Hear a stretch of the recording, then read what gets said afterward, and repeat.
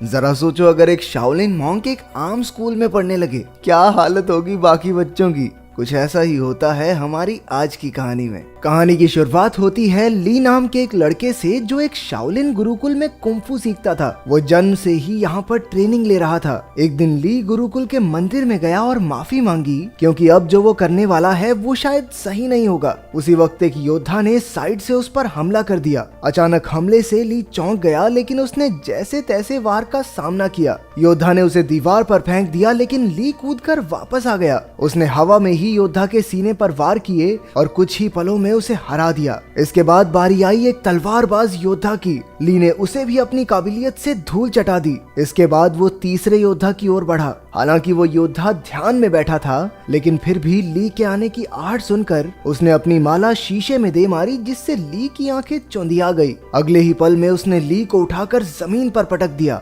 योद्धा बस जीतने ही वाला था कि ली फिसल कर बच गया और फिर दोनों में जबरदस्त लड़ाई शुरू हो गई। अंत में जीत ली की ही हुई। फिर वो मंदिर में सर झुकाकर बाहर चला गया। गुरुकुल के टीचर ने उसे बताया कि परीक्षा में उसने सबसे ज्यादा हुनर दिखाया है, इसलिए उसे शहर के नए स्कूल में जाने का मौका मिलेगा। शहर में वो 3 लोगों के परिवार के साथ रहेगा, जिसमें 2 बच्चे और एक उनका पिता है। वो आदमी दरअसल एक साइंटिस्ट है जो गुरुकुल के टीचर को जानता था। इसके बाद ली नए शहर की ओर रवाना हो गया। नए स्कूल में एक 15 साल का लड़का फैंग था, जो टाइकोंडो का खिलाड़ी था। उसकी छोटी बहन शैन शैन अपने भाई से बेहद प्यार करती थी। स्कूल के टाइकोंडो क्लब को लैन संभालती थी। वो फैंग के मुकाबले देखकर उसे उसकी कमियां बताती थी, ताकि वो और बेहतर हो सके। लैन का भाई तो एक नंबर का पेटू था। उसे हर वक्त खाने के सिवा कुछ नहीं सूझता था। वो चारों अच्छे दोस्त थे और आसपास ही रहते थे। दरअसल ली लैन के घर ही रहने आने वाला था। उनके पिता डॉक्टर हैन कड़ी मेहनत से काम में जुटे थे।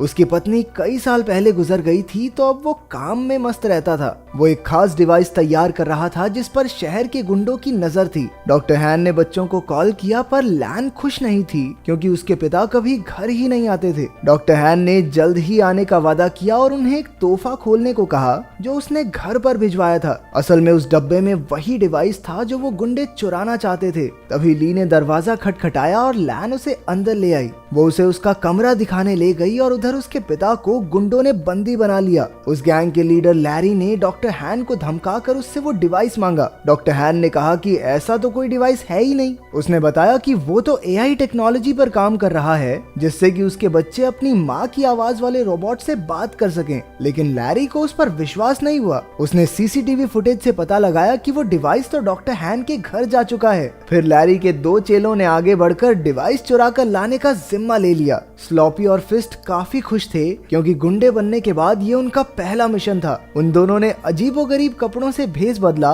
और लैन के घर के बाहर जाकर खड़े हो गए। उनमें से एक ने रात को अंदर घुसने का फैसला किया, लेकिन फिर दूसरा कहने लगा कि बच्चों ने स्कूल चले ही जाना है, दिन में चुरा लेंगे भाई, क्या हो गया। घर में ली नए शहर के तौर तरीके सीख रहा था। उसने लैन को टाइकोंडो मैच देखते हुए देखा, तो उसे भी ये खेल दिलचस्प लगा। रात को जब वो ध्यान में बैठा, तो यू की वीडियो गेम की वजह से उन दोनों में बहस छिड़ गई, लेकिन जल्द ही दोनों मिलकर वीडियो गेम का मजा उठाने लगे। उधर लैन ने अपने कमरे में जब वो तोहफे का डिब्बा खोला, तो उसमें एक पांडा की चेन निकली। वो नहीं जानती थी कि दरअसल ये पांडा वो पेन ड्राइव है, जिसके पीछे वो गुंडे कब से पड़े हैं। जब लैन ने बटन दबाया, तो पांडा ने उसे पासवर्ड रखने को कहा। तभी लैन ने कहा कि कैसा पासवर्ड, और अनजाने में यही पासवर्ड सेट हो गया। फिर पांडा को ऑन करने पर उसे पता चला कि उसमें उसकी माँ की आर्टिफिशियल इंटेलिजेंस वाली आवाज है। अगली सुबह ली यू और लैन के साथ स्कूल के पहले दिन के लिए निकल पड़ा। उन दोनों गुंडों ने बच्चों को बाहर जाते देखा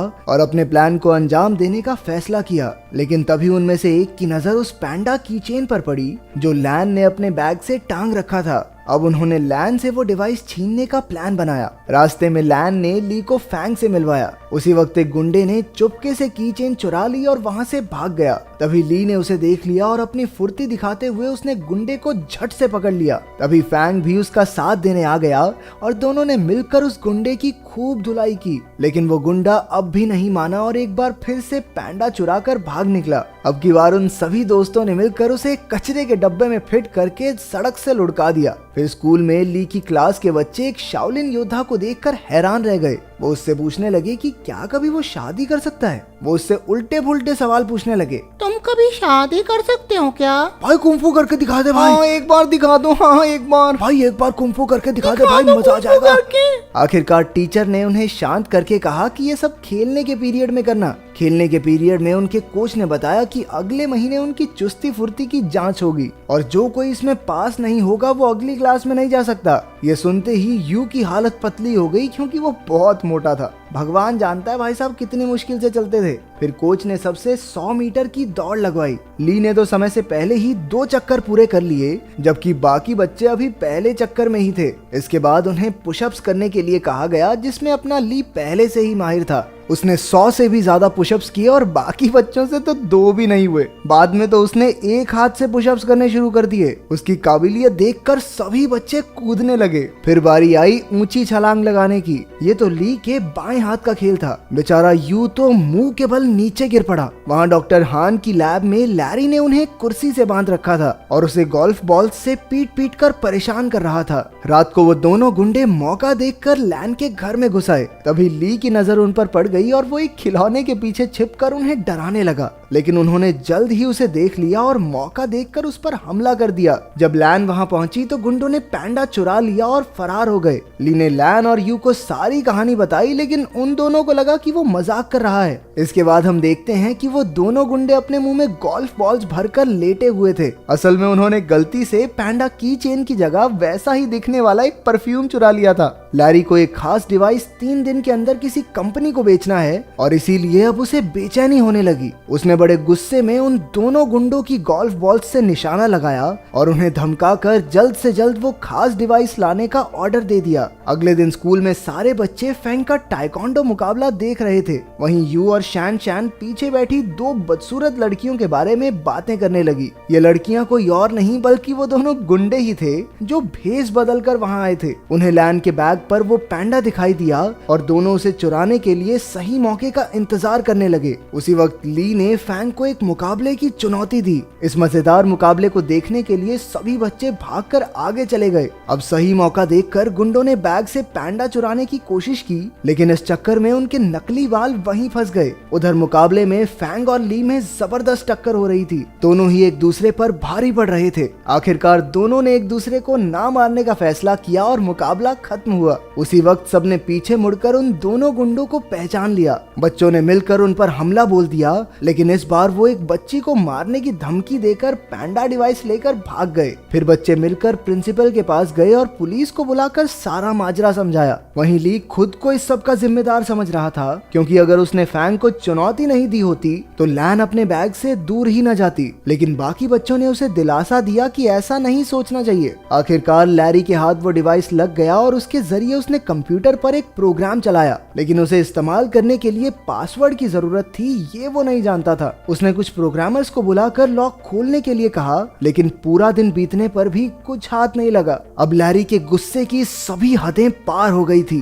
तभी उसने डॉक्टर हैन के फोन पर उसकी बेटी का मैसेज देखा। लैन चाहती थी कि उसके पिता उसके जन्मदिन के लिए कल घर आ जाएं। लैरी ने डॉक्टर हान की तरफ से कल पार्टी में पहुंचने का वादा कर दिया। अगले दिन लैन और उसके दोस्त जन्मदिन की पार्टी की तैयारी कर रहे थे। बाकी सब लैन को घर में अकेला छोड़कर उसके लिए तोहफे लेने गए। तभी लैन को उसके पिता का मैसेज मिला कि वो घर के बाहर आ गया है, लेकिन जैसे ही वो बाहर निकली उसे किसी ने अगवा कर लिया और गाड़ी में डालकर ले गया। उसी वक्त ली और उसके दोस्तों ने लैन को वैन में देखा और अपनी साइकिल्स लेकर उसका पीछा करने लगे। अंत में सब डॉक्टर हान की लैब में पहुंचे और लैन को ढूंढने लगे। वहीं लैरी और उसके बिजनेस पार्टनर में बहस छिड़ी हुई थी, क्योंकि लैरी उस खास डिवाइस को कल बेचने वाला था, लेकिन अब तक उसे उसका पासवर्ड तो पता नहीं। अब लैरी गुस्से में लैन के गले पर चाकू रखकर उससे पासवर्ड पूछने लगा। लैन ने जवाब दिया, कैसा पासवर्ड? और उसी वक्त वो प्रोग्राम चालू हो गया। बाहर शुरुआत वाले दोनों गुंडे अड्डे की रखवाली कर रहे थे। ली और फैंग ने उन पर हमला करके उन्हें कुछ ही पलों में चित कर दिया,